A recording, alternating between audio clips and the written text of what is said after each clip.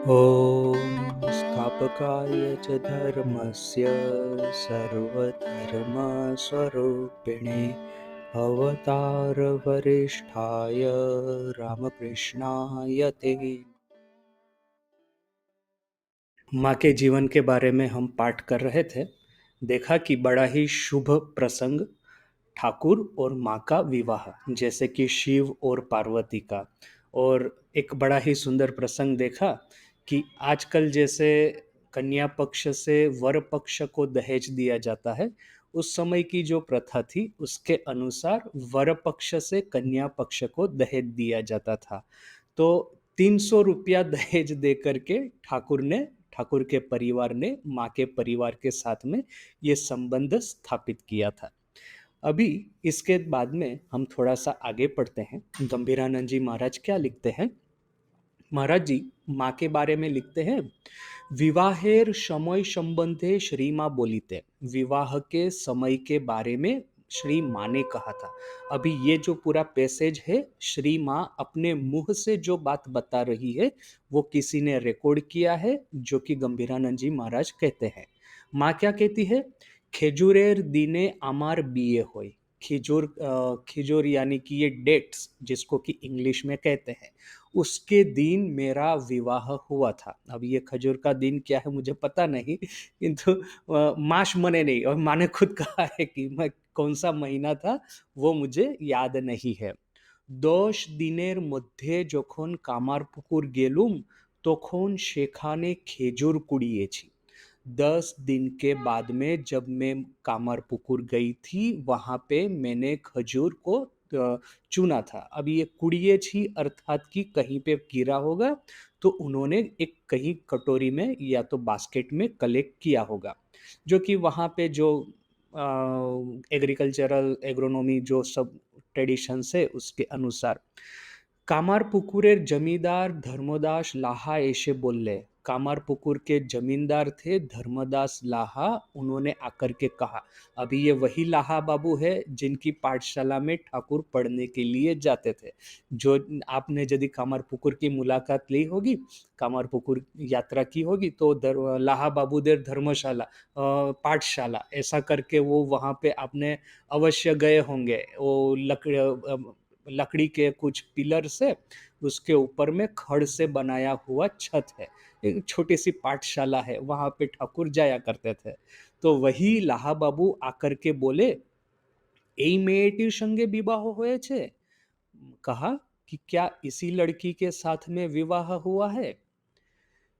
ज्ञाति भाई सुज्जुर बाप अर्थात ईश्वर मुखोपाध्याय कोले कोरे আমাকে কামারপুকুর নিয়ে গিয়েছিলেন। ईश्वर मुखोपाध्याय जो कि उनके रिलेटिव थे, अपनी गोद में उठा करके बच्ची माँ शारदा को कामारपुकुर लेकर के गए थे।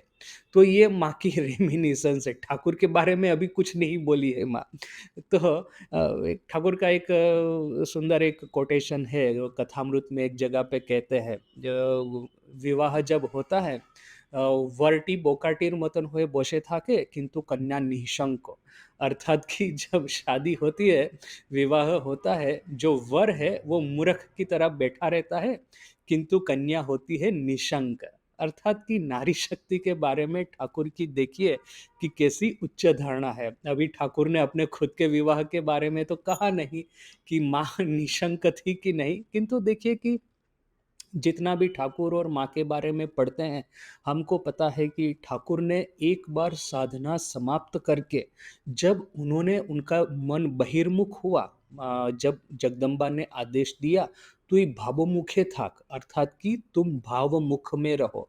उसके बाद का जितना भी कार्य है वो माँ की सहायता से ही पार हुआ है। इवन देखिए कि एक जगह पे मैंने पढ़ा था कि ठाकुर के जीवन में नारी शक्ति का या तो स्त्री शक्ति का महात्म्य। एक तो उन्होंने एक स्त्री देवता की उपासना की, माँ काली की। उन्होंने एक स्त्री गुरु को किए, भैरवी ब्राह्मणी। और अपनी धर्मपत्नी की सहाय से उन्होंने रामकृष्ण संघ की स्थापना की। अर्थात कि बाकी सब अवतार है उनके जीवन में देखिए कि त्याग, अभी एक पैराडॉक्स है, कोई भी अवतार होगा वो तो साधना करके सिद्धि प्राप्त किए हैं। या तो फिर लोगों को दिखाते हैं कि साधना करने की ज़रूरत क्या है।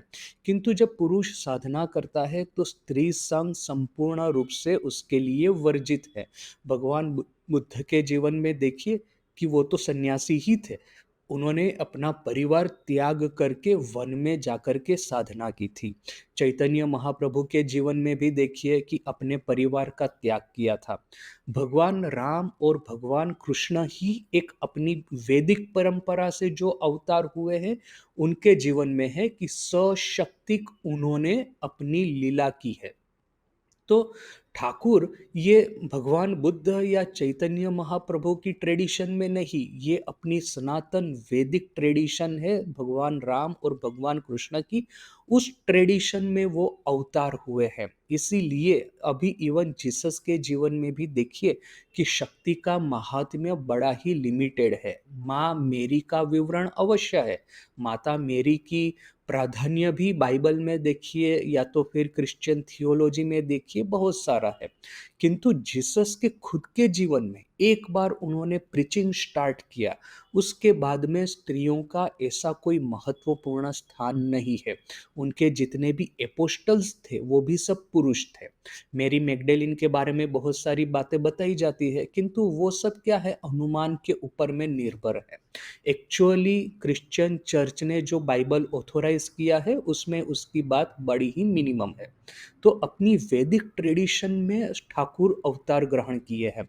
तो इसीलिए जितना शक्ति का प्राधान्य भगवान राम और भगवान कृष्ण के जीवन में था, उतना ही भगवान रामकृष्ण के जीवन में है। तो ये देखिए कि राम कृष्ण और रामकृष्ण, इस ये तीनों के बीच में जितने भी अवतार आए, उनमें और इन तीनों में क्या डिफरेंस है, तो शक्ति का प्राधान्य। तो भारतीय धर्म में, भारतीय संस्कृति में, अपने हिंदू धर्म में जिस अवतार को सर्वश्रेष्ठ, जिनको की श्रद्धा की जाती है, सर्वश्रेष्ठ सबसे ज़्यादा मान्यता मिलती है, वो अवतार है जो कि शक्ति की सहाय से धर्म चक्र प्रवर्तन करते हैं। यही एक one of the major reason Swami ji ने अपने जीवन के अंत समय में एक बार कहा था। अभी हमको पता है कि स्वामी जी का भगवान बुद्ध और बौद्ध धर्म के प्रति काफ़ी आकर्षण था। जब छोटे थे अपने घर में अपने कमरे में ध्यान कर रहे थे, भगवान बुद्ध का दर्शन हुआ था। इसके बाद में भी ठाकुर जब काशीपुर में थे, कैंसर से पीड़ित थे, आखिरी समय था, उस समय भी स्वामी जी भाग करके बोध गया चले गए थे एक बार, और वहाँ पे वो जिस वृक्ष, बोधि वृक्ष के नीचे में बैठ करके भगवान बुद्ध को निर्वाण प्राप्त हुआ था, वहाँ पे उन्होंने ध्यान किया था।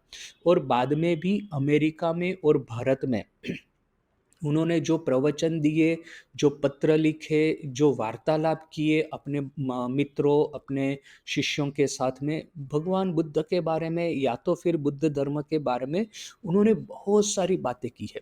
किंतु आखिरी समय में, बड़े ही आखिरी समय में उन्होंने कहा था कि भगवान बुद्ध और बौद्ध धर्म के बारे में मेरी जितनी अवधारणा थी, वो सब संपूर्ण रूप से बदल गई है अभी आखिरी कुछ दिनों में। तो हम अनुमान कर सकते हैं, स्वामी जी ने, मेरा किसी एक सीनियर साधु के साथ में वार्तालाप हो रहा था, तो उन्होंने कहा था कि ये जो सब रिसर्च के मने मने एक मिस्ट्रीज होती है ना, सभी धर्म में कोई ना कोई मिस्ट्री होती है, नहीं मिस्ट्री के ऊपर में धर्म चलता है। वैसे आप बोल देंगे कि हाँ, वो ठाकुर के सामने बैठ कर के प्रार्थना करो, जब ध्यान करो, तो मने कल्याण तो कुछ होने वाला नहीं है, ऐसे ठाकुर तो सन्यासियों के सरदार है। तो किंतु एटलीस्ट तुम्हारे मन में शांति मिलेगी, कोई पैसा धन वगैरह ना भी मिले। तो ऐसी बातें करने से लोग बोलेंगे अरे अच्छा, वो तो मैं कहीं वो शिवलिंग के सामने बैठ कर के ये सब कर दूंगा, वो भी मिल जाएगा। तो ठाकुर की विशेषता, यानी कोई भी धर्म की विशेषता क्या है, वहाँ पे रहस्यमय तत्व क्या है, कोई भी रहस्यमय तत्व आप एक्सप्लेन करेंगे, लोग बड़े ही आकर्षित हो जाते हैं। अच्छा, ऐसा कुछ रहस्य है, तो रहस्यों का उद्घाटन करना चाहिए, रहस्य को भेद करना चाहिए। रामकृष्ण संघ में अनफॉर्चुनेटली ऐसा कोई रहस्य नहीं है। किंतु ये जो सब फिलोसॉफिकल कोई कुछ नोटी क्वेश्चंस है, अर्थात कि कोई डिफिकल्ट कहेंगे कि उलझे हुए प्रश्न है, उसमें से ये एक है कि स्वामी जी ने ऐसा तो अपने जीवन के आखिरी समय में क्या अनुभूति हुई या तो फिर क्या एक फिलोसॉफिकल इंसाइट प्राप्त हुई जिसकी वजह से भगवान बुद्ध और बौद्ध धर्म उनका भारतीय जीवन में भारतीय अपने हिंदू धर्म के इतिहास में जो अवदान था, जो रोल था, उसके बारे में उनकी धारणा का संपूर्ण परिवर्तन हुआ। ऐसा आखिरी-आखिरी दिनों में ऐसा तो क्या हुआ था? तो हम किंतु अभी जैसे हमारे कुछ-कुछ साधु कहते हैं कि ये जो ऐसे कोई रहस्य के विषय है, जिनके ऊपर में हमको रिसर्च करना चाहिए। This is one of those topics. Swami ji has given ample hints. ये स्वामी शिष्य संवाद वगैरह जो टेक्स्ट अपने पास में अवेलेबल है, स्वामी जी ने हिंट भी दिया है सब कि क्या उनका विचार था वगैरह। तो हम उसको एक्सप्लोर करके बिल्कुल शुरू से लेकर के आखिरी तक स्वामी जी के जो विचार इवॉल्व हुए उसका एक हिस्टोरिकल डायग्राम बना करके हम थोड़ा-सा अटेम्प्ट कर सकते हैं कि स्वामी जी के मन में एक्चुअली बुद्ध धर्म का क्या स्थान था, भारत के डेवलपमेंट में बौद्ध धर्म का क्या रोल था, इसके बारे में स्वामी जी क्या कहते हैं। तो वो एक पूरा रिसर्च का सब्जेक्ट है, किंतु मेरी ये जो मेरा खुद का जो इस तरह से जो रीडिंग जाता है, स्वामी जी को भी पढ़ कर के और इन जनरल भी, ये शक्ति का महात्म्य ये भगवान बुद्ध के जीवन में नहीं था। और यदि आपको कोई भी धर्म की स्थापना करनी है और समाज के सभी लोगों में इसका प्रचार-प्रसार करना है, जो सामाजिक जीवन को यदि परिवर्तन करना है, यदि धर्म या तो फ़िलॉसफ़ी या दर्शन शास्त्र मात्र सिर्फ़ साधकों तक सीमित रह जाए, तो बात अलग है। साधकों तक उसको सीमित रखना है, कोई भी साधक है, उसको प्रेरणा देने के लिए इस धर्म की या तो फिर इस विचारधारा की, इस भावधारा का स्थापना किया जा रहा है या प्रवर्तन किया जा रहा है। तो एक बात हो गई, किंतु जनसाधारण को जन समाज के प्रत्येक अंग में, प्रत्येक शाखा-प्रशाखा में, पुरुष, स्त्री, बच्चे, बूढ़े सभी के भीतर में ये यदि इस धर्म का भावधारा का प्रचार करना है, तो वो प्रचार शक्ति के माध्यम से ही संभव है। यदि गृहस्थ और सन्यास दोनों जीवन को आपको टच करना है, उनको परिवर्तित करना है, तो शक्ति की सहाय चाहिए ही चाहिए। इसीलिए बहुत बार मैं खुद सोचता हूँ जब ख़ास करके जब से ये माँ का जीवन इसको मैंने रिवाइज़ करने की शुरुआत की है, कि देखिए कि ठाकुर ने कितने लोगों को सन्यास दिया। वो 11 वस्त्र जो बूढ़ो गोपाल अद्वैतानंद जी महाराज लाए थे, उसमें भी एक तो रख दिया था। वो 10 वस्त्र दिए थे। एक रखा था शायद गिरीश घोष के लिए, ऐसा कहा जाता है। स्वामी जी का जब महासमाधि हुई स्वामी जी की 1902 में, उस समय ये बेलूर मठ में कितने सन्यासी थे? मुझे नहीं लगता कि 30-40 से ज़्यादा हो। ऐसा कोई रिकॉर्ड है वैसे ऑफ कोर्स है, मेरे पास में नहीं है, किंतु हमने रिकॉर्ड तो मेंटेन किया है कि कौन से साल में किसका सन्यास हुआ वगैरह। तो मुझे लगता है कि वो रिकॉर्ड देखेंगे तो मुझे नहीं लगता कि स्वामी जी की समाधि के समय, महासमाधि के समय 30-40 से ज़्यादा साधु होंगे। आज जो 2000-1500 के आसपास साधु है, इनका आगमन और इनका यहाँ संघ में रहना माँ की कृपा से ही संभव है। क्योंकि देखिए कि बड़ा एक इंटरेस्टिंग इंसिडेंट है, पहले भी मैंने एक बार कहा था कि स्वामी जी का कैसा क्रोध भरा नेचर था। एक बार एक उड़िया नौकर उड़ीसा देश का निवासी एक नौकर वहाँ पे काम कर रहा था बेलूर मठ में, उसने चोरी की। तो स्वामी जी बड़े नाराज़ हो गए, डाँट करके उसको भगा दिए। अभी वो नौकर भी बड़ा चालाक था, माँ उद्बोधन में थी, माँ के पास जाकर के कंप्लेन किया। तो माँ तो बेचारी मातृ हृदय एकदम द्रवित हो गया, माँ का हृदय और प्रसाद वगैरह दिया। उतनी देर में बाबूराम महाराज, स्वामी प्रेमानंद जी बेलूर मठ से माँ का दर्शन करने के लिए उद्बोधन में उपस्थित हुए।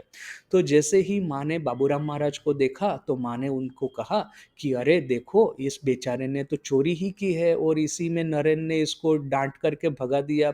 नरेन को क्या समझ में आएगा कि संसार का क्या दुख है और इस दुख के मारे लोग क्या से क्या नहीं करते। वो तो सन्यासी है, वो इन लोगों की कष्ट, इन लोगों का दुख थोड़ी ना समझेगा। जाओ तुम इसको वापस ले जाओ और नरेन को कहो कि फिर से उसको मठ में नौकरी करने दे। तो बाबूराम महाराज तो बेचारे क्या बोलेंगे वो नौकर को लेकर के बेलूर मठ आए वापस। अभी स्वामी जी वहाँ पे खड़े थे। जैसे ही बाबूराम महाराज को नौकर के साथ में मठ के गेट के भीतर में प्रवेश करता हुआ देखा, वो क्रोध से चिल्ला उठे, "देखो बाबूरामेर कांड, माने देखो ये बाबूराम ने क्या माने किया है। वो जिस नौकर को मैंने भगा दिया उसको लेकर के वापिस आ रहा है।" ऐसा स्वामी जी तो शेर की तरह चिल्लाए, दहाड़ उठे।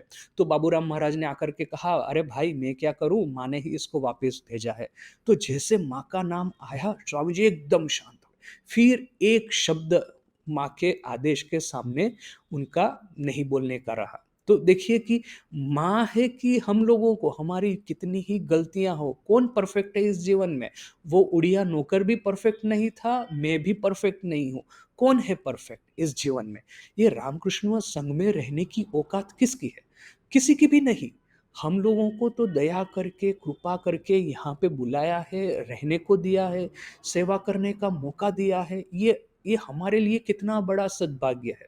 मेरा बेलूर मठ में पोस्टिंग हुआ था, तो सुबह को मंगल आरती के बाद में वो मेन टेम्पल में वहाँ जो ये जो है ओ सामने खड़े रह कर के मैं देखता था वहाँ पे गंगा नदी, और गंगा नदी के किनारे माँ का समाधि मंदिर है, स्वामी ब्रह्मानंद जी का समाधि मंदिर है, ये फिर यहाँ पे स्वामी जी का समाधि मंदिर, और फिर सुंदर गंगा नदी, और गंगा नदी के सामने के किनारे कहाँ सुदूर सूर्योदय होता है। तो वो ऐसा सुंदर दृश्य प्रतिदिन मैं मंगल आरती के बाद में मेरा नियम था कि जैसे ही सूर्योदय होता है मैं वहीं पे बैठता था। यदि आपने बेलूर मठ गए होंगे, मेन टेम्पल देखा होगा, तो आपको पता होगा कि मेन टेम्पल में एक तो सामने से प्रवेश करने के लिए तो एक मुख्य द्वार है ही है, किंतु साइड में से प्रवेश करने के लिए भी 2 दरवाजे हैं। तो जिस दरवाजे से सीधा गंगा का दर्शन होता है और सामने सूरज दिखता है, सूर्योदय दिखता है, वही दरवाजे के सामने मैं सुबह को बैठा करता था जप करने के लिए मेन टेम्पल में मंगल आरती के बाद। और जैसे ही सूर्योदय होता था, उसकी पहली किरण जैसे मंदिर पे आएगी, वो मंदिर में प्रवेश करेगी, ये खिड़की और दरवाजे के माध्यम से मैं खड़ा होकर के बाहर में निकल करके वो भगवान सूर्यदेव का वो प्रणाम करता था, दर्शन करता था। और जितने दिन दर्शन किए हैं, प्रणाम किए हैं, मन में वही बात आ रही है कि ऐसे तो मेरा कौन-सा सद्भाग्य है, कौन-सा पुण्य है कि ये पवित्रतम दृश्य दर्शन करने का मुझे मौका मिल रहा है, यहाँ पे रहने का मुझे सद्भाग्य मिला है। अपना ऐसा कोई संस्कार है ही नहीं कि वहाँ पे बेलूर मठ में जाकर के रहे, ये इतना पवित्र दृश्य, इतना पवित्र साधु समाज इसमें रहे। ये तो माँ ने कृपा करके, दया करके हमको यहाँ पे बुला करके रखा है, इसलिए हम लोग रह रहे हैं। तो ये संघ, रामकृष्ण संघ माँ की दया से चलता है।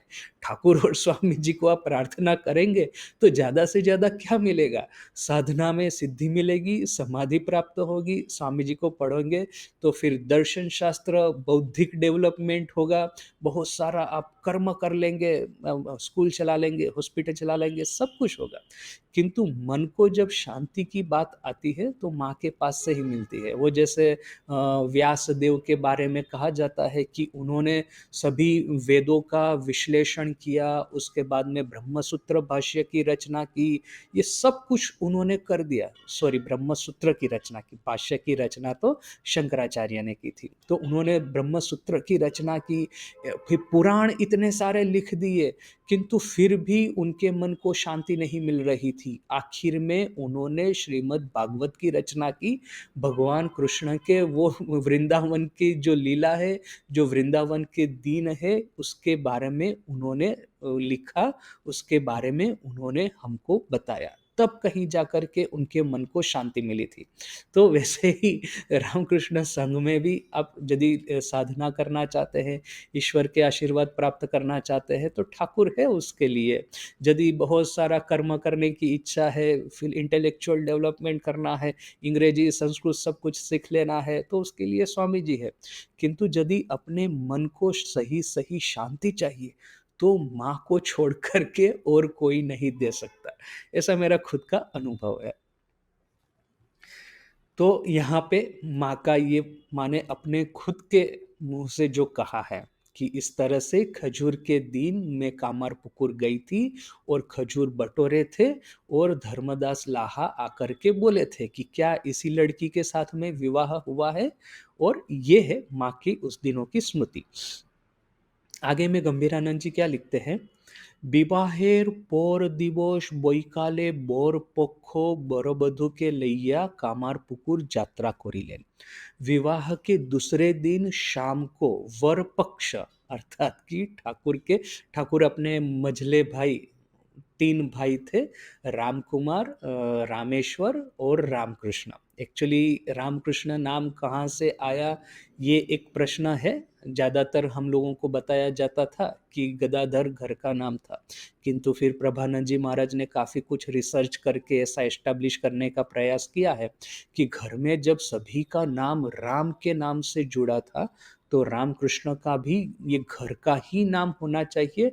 किंतु बहुत सारी बार ऐसा होता है कि माँ अपने बच्चे को एक लाडला नाम देती है, तो इस तरह से उनका नाम शायद गदाधर इस तरह से हुआ होगा। तो जो भी है, तो रामेश्वर उनको लेकर के, अपने छोटे भाई गदाधर को, रामकृष्ण को लेकर के जयराम बाटी गए थे विवाह करने के लिए, और फिर दूसरे दिन अपने भाई और भाई की वधू को लेकर के कामारपुकुर वापिस आए। ताहारा ग्रामे उपनीत होइले, वे लोग जैसे ही कामारपुकुर पधारे, श्रीजुक्ता चंद्रमणि देवी पुत्र और पुत्रवधू के जथारीति बरण कोरिया लैलेन।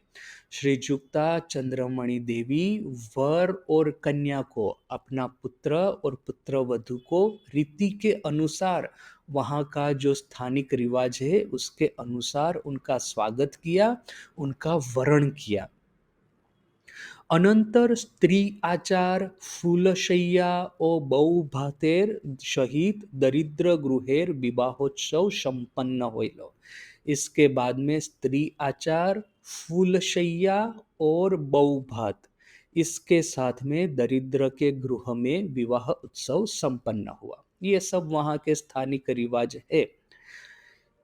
अभी हमको एक बात पता है, और इन जनरल भी वहाँ पे उस दिनों में ऐसा होता था। हमको पता है कि बालिका वधू जब घर में आती है तो शारीरिक संबंध उसी दिन नहीं होता, वो लड़की जब बड़ी हो जाती है तभी वो शारीरिक संबंध होता है।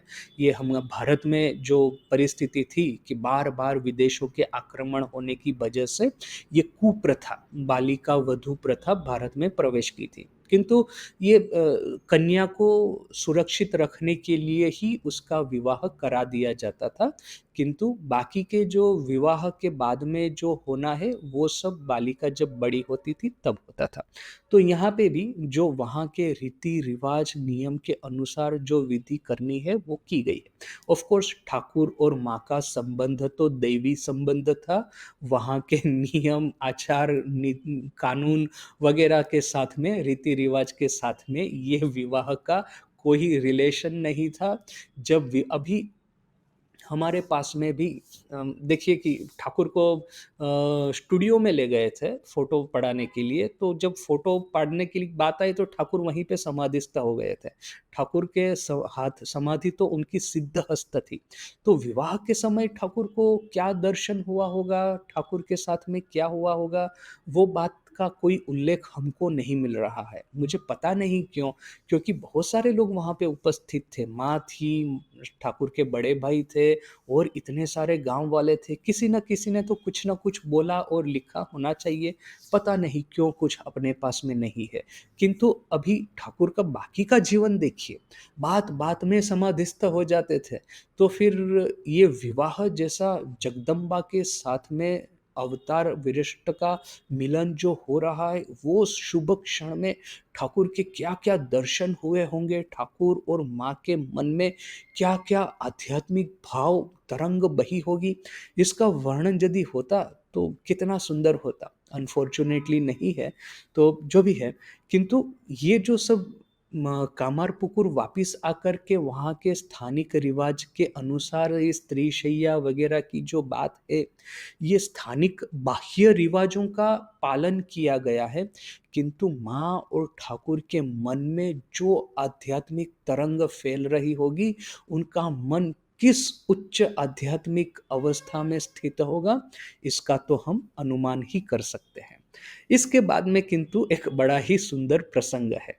महाराज जी लिखते हैं, এই আনন্দ শেষ হইতে না হইতে এক নিদারুণ চিন্তা चंद्रादेवीर मातृ हृदय के व्यथित करिते लागिल। यह आनंद की पल समाप्त होते न होते एक बड़ी चिंता माँ चंद्रामणि के देवी के हृदय को काटने लगी, व्यथित करने लगी। विवाहे যৌতুক देवा होया छिलो, विवाह में दहेज देना हुआ था। તદુપરી સામાજિક સંભ્રમ રક્ષાર્થો લાહાબાબુদের નિકટ হইতে কয়েকখানা अलंकार আনিয়া बालिका बधू के विवाह दिने साजाइते হইয়াছিল। इसके अलावा भी 300 रुपया दहेज भी दिया था कन्या पक्ष को, और इसके अलावा सामाजिक प्रथा की रक्षा करने के लिए दरिद्र गृह में तो कोई अलंकार जवाहरात कुछ नहीं था, तो लाहा बाबू के घर में से कुछ जवाहरात ला करके, अलंकार ला करके बालिका वधू को सजाया गया था विवाह के दिन। किंतु उच्छ्वान्ते अबोध ओ दुहितृ सदृशा बालिकार अंग होइते कौन प्राणे अलंकार उन्मोचन करीबेन। विवाह के बाद में पुत्रवधू और अपनी खुद की बच्ची के समान माँ शारदा के श्री अंग से, देह से किस तरह से इन अलंकारों को वापिस ले ले, इहा भाबिया चंद्रामणि देवी दुख भाराक्रांता होइलेन। यह सोच करके चंद्रामणि देवी बड़ी ही दुखित हो गई। बुद्धिमान श्री रामकृष्ण अचिरेई मातार समस्या जानीते पारिलेन एवं आश्वासन दिलेन। बुद्धिमान श्री रामकृष्ण वैसे तो सभी चीजों में इम्प्रैक्टिकल है, किंतु हमने पहले भी कहा था, ठाकुर कहते हैं ना मास्टर महाशय को, आमार वस्त्रों थाके ना किंतु तबुओ आमी छाता टाता भूले आशी ना। माने वो कहीं वो मेरे वस्त्र भी नहीं रहते, किंतु फिर भी मैं छाता वगैरह कभी भूल के नहीं आता। वो वहाँ पंचवटी में गए थे, कीर्तन वगैरह हुआ था, छाता लेकर के मास्टर महाशय ठाकुर के साथ में गए थे, वापिस आए तो छाता भूल गए। तो छाता यानी कि छतरी, अम्ब्रेला, तो वो छाता भूल करके आए थे। तो ठाकुर ने कहा था, इस तरह से बोलना पड़ा कि मैं जब समाधि में चला जाता हूँ, मेरे देह पे, अंग पे वस्त्र तक नहीं रहते, दिगंबर हो जाता हूँ, किंतु फिर भी ये सब चीज़ों में मैं भूल नहीं करता। बाबूराम महाराज वो कहाँ गए थे, बाजार में कोई पात्र खरीदने के लिए, जब वापिस आकर देखा तो उसमें दरार पड़ी हुई थी। तो ठाकुर ने क्या कहा था, भक्त हो भी बोका हो भी कहना, भक्त होना है, मूर्ख थोड़ी ना होना है।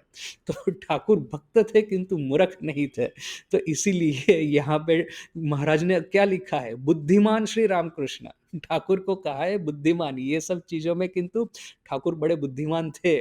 बुद्धिमान ठाकुर ने इमीडिएटली माँ की समस्या समझ ली और आश्वासन दिया कि इस এই জন্য चिंता कोरा निष्प्रयोजन, इसके लिए चिंता करने की जरूरत नहीं है। नवबधू निद्रार सुजोगे तिनी कौशले अलंकार कोई खानी खुलिया दिवे। जब माँ शारदा सोई हुई होंगी बच्ची, तब उनके अंग से वो गहने लेकर के माँ चंद्रामणि देवी को दे देंगे। कार्य तो ताहाई हुईलो, और वही वास्तव में वही हुआ। श्री रामकृष्ण एमन सावधाने उहा उन्मोचित करिलेन। श्री रामकृष्ण ने इतनी सावधानी से गहने निकाले कि श्री माँ जानीते वो पारिलेन ना, माँ को पता भी नहीं चला। किंतु शय्या त्यागांते तिनी जोखन निजो अंगो भूषणहीन देखिलेन। जब किंतु शय्या त्यागांते अर्थात कि निद्रा के बाद में उठ करके बच्ची ने देखा कि उनके अंग पे गहने नहीं है, तखन तिनी हस्त, ग्रीवा, बाहु इत्यादि देखाइया बोलिलेन। तब उन्होंने अपने छोटे छोटे हाथ, अपनी गर्दन और अपनी ये कलाई, इसको दिखा करके कहा, আমার এখানে এখানে যে गहना ছিল তা কোথায় গেল? मेरे यहाँ पे जो आभूषण थे वो कहाँ गए? छोटी बच्ची है, उसको तो बेचारी को कुछ पता भी नहीं है कि गहनों का नाम क्या, इसको हार कहते हैं, इसको चूड़ी कहते हैं, ये भी शायद माँ को नहीं पता होगा। इसके लिए उन्होंने क्या किया, अपनी कलाई, अपनी हथेली, अपनी अपनी गर्दन ऐसा सब दिखा कर के पूछा कि यहाँ पे जो मैंने गहने पहने थे वो कहाँ गए? সরলা বালিকার মুখে এইরূপ কথা শুনিয়া চন্দ্রাদেবী साश्रुनयने ताहाके कोले तुल्या लैलेन। सरला बालिका, बेचारी सरल बालिका है और अपनी बच्ची जैसी ही है।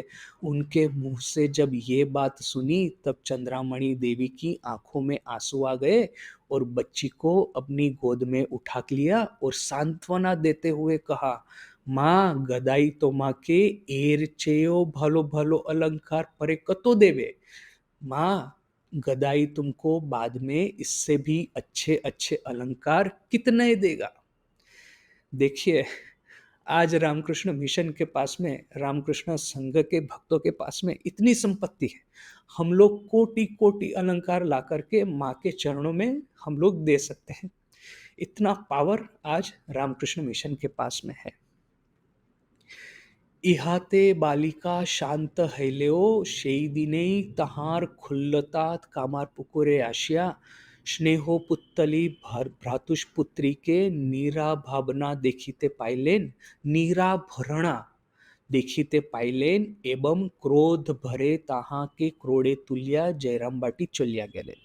ये बात सुन करके माँ तो शांत हो गई, किंतु माँ के घर से जो आए थे माँ को मिलने के लिए, उन्होंने देखा कि माँ के शरीर पे गहने नहीं है, तो वे लोग नाराज हो गए और माँ को लेकर के जयराम बाटी वापिस चले गए।